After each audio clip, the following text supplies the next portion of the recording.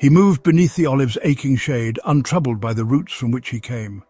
The vine was rich, its sap in silence made, a sacred blood without a spoken name. The leaves gave him with neither thought nor sound, and bread was broken just by being near. But in that feast, no hunger yet was found, no darkness found between the gift and seer. The world affirmed him not by sign or voice, but by inclusion in the living frame. The vine, the branch, the table, and the choice not made, but lived through lineage and name.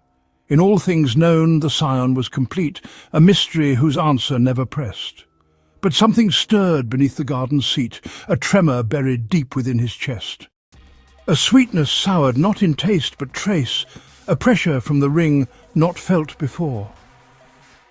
The altar held a scroll he could not face, and silence held the door within the door. The serpent slid between the stones and vine, its gaze a hook that turned his eyes to flame. It coiled around a lineage once divine, now etched in names too heavy to reclaim. The scroll unrolled with breathless gravity, its every mark a claim upon his soul. What once was gift now hummed with enmity, the price of bearing what he did not hold. The ring grew tighter. With each trembling line, the cross within his chest began to bloom. He questioned not the truth, but the design. What garden grows if grafted on a tomb? The blooming cross did not yet break the skin, but stirred a grief whose source he could not see. Enosh had felt this tremble once within, and Kenan left it buried under plea. The serpent's coil did not forbid, but framed a mirror carved from what he dared not name. And so the Scion, marked and claimed and blamed, stepped outward, clothed in memory and shame. The sun drew down in veils of smoke and sand, its judgment held in silence, not decree. He walked the desert bearing in his hand a cloth once white, now blooded history. The broken seal he carried in his chest was cause enough to order all his thought. The line had fractured, so he must invest his pain in laws the lineage had taught. He named his exile not as curse but cost, a thread unravelled to preserve the whole. Each loss became an offering to the lost, each scar a mark that structured out his role. He learned to think like those who praise through tears, to trace the guilt through generations' grain. Mahalalel's voice rose through the years, give suffering a frame and call it rain. Yet something in the logic frayed and failed, as cracks appeared in every sealed belief. The cloth he bore no longer simply trailed, it whispered back with strange and future grief. He reached a ridge where all the world was dream and saw a city shining through the dust. Its towers, bright and real, began to seem too wide for reason, yet too near to trust. No path had led him there by rule or chain, no logic tracked the shimmer or its grace. But in his brow he felt a weightless strain, an unseen crown that time could not displace. The dream did not obey the paths he knew, but leapt like fire across the structured night. Its symbols spoke in language not yet true, but truer than the words that birthed his plight. He saw a child without a name or sign, yet holding worlds within a single stare. He was that child, though older in the spine, his steps foretold before he breathed the air. Now reason bent before this burning gate, and all his rules began to twist and yield. He did not fall, but floated into fate. A mind undone, a heart no longer sealed. He passed beneath the arches of the dream, where every stone was layered with a name. The city breathed in chords, and not in scheme, its silence rich with meaning none could claim. The staff he bore now glinted dark and bright, two metals braided into thought and vow. Each step re-echoed someone else's right, each glance returned his face with deeper brow. The streets were written with ancestral threads, Enoch's flame and Methuselah's delay. In every cup, a whisper from the dead, in every tree, the past returned to say. He drank, and in that drinking felt the root, not only of the tree, but of his role. The Grail was not a vessel but a fruit.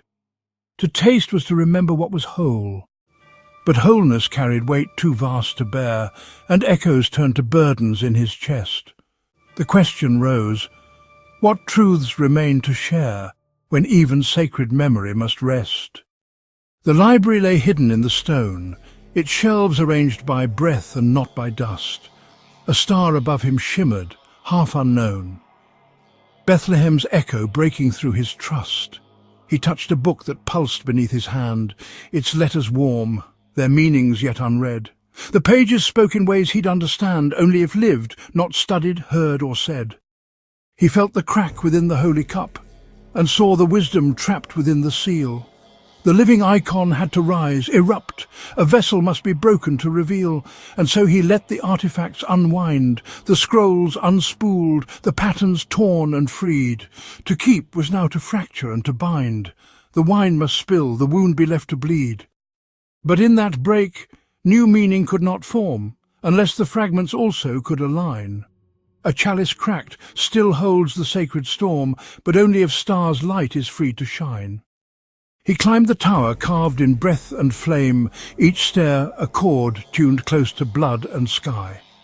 No walls confined the music of his name, no roof, no gate, no ceiling left to try. Enoch stood still within the passing air, not figure, but convergence of the wind. They shared no speech, yet everything was there. A meeting not of answers, but of kin. The tower turned to glass that held the light, and he became the mirror through its core. He saw himself in past and future flight, reflected in what neither held before. Flames danced in threefold union at his brow, a trinity of breath without a frame. He did not ask the when, the why or how, he simply was the burning and the name. But what he saw in such harmonic fire was fragile, not a state to be retained. The world below still called with ash and mire. The mirror must descend what it had gained. He stepped down, holding purpose like a flame, no longer seeking but becoming sign. The Alpha and Omega etched his name, the ring a seal of origin and line. He walked the alleys gathering the true, preserving only what could echo still. The ark he built was formed of what he knew, yet shaped by silence more than strength or will. Each stone inscribed with voices he had heard, each window carved to catch both light and cry. A cathedral not of creeds but of the word, the living breath that asked not how but why. He bore the flood not as a force to fear, but as a means to separate and weigh. The past, once whole, grew beautiful and sheer when stripped to what could hold another day. Yet in that choosing lay a final cost. What voice to save, what echo to erase? The Scion held what might preserve the lost, yet knew not all could stand within that place. He reached the edge where meaning came apart, the sword he bore now heavy without name. Old symbols cracked beneath his weighted heart, and faith no longer followed form or flame. The city's ash blew softly through his frame, its echoes scattered, songs reduced to dust. The gospels he had guarded bore no claim, too fractured now to carry sacred trust. He swung the sword, but found no wound it fit, its power vast, yet shapeless in his hand. To forge anew, he'd first unbind from writ, discard the old without betraying land. The sword began to change, not through the fire, but by the stories gathered in its hilt. A weapon now that cut through old desire, not built for conquest, but for what is built. He faced the ash, and did not raise a cry, but took the fragments, set them into place. And from the pieces grew a narrowed sky, not wide but focused, piercing through disgrace. The flood came not with waters but with voice, 1,000 names demanding to be kept. Reflex became command, no longer choice, and in his palm the oldest sorrow slept. The knot of bloodline twisted through his grip, a wound of lineage tightening the thread. He bled not from the blade, but from the script, from what the judge had thought was live, but dead.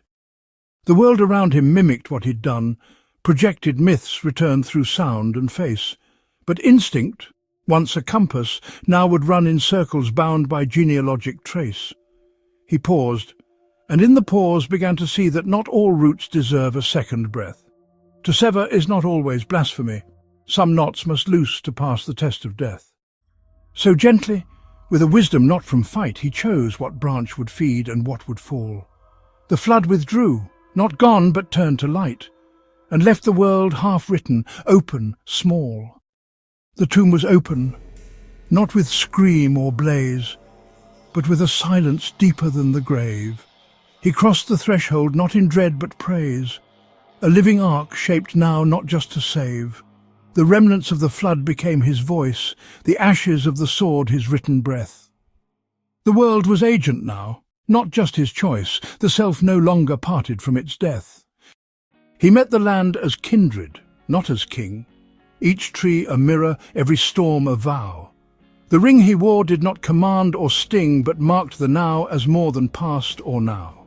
No longer burdened, lineage became a story lived in others, not his own. He was not flame, nor tomb, nor even name, but what remains when all the seed is sown. And so he walked beyond the world he bore, not leaving but extending through their breath.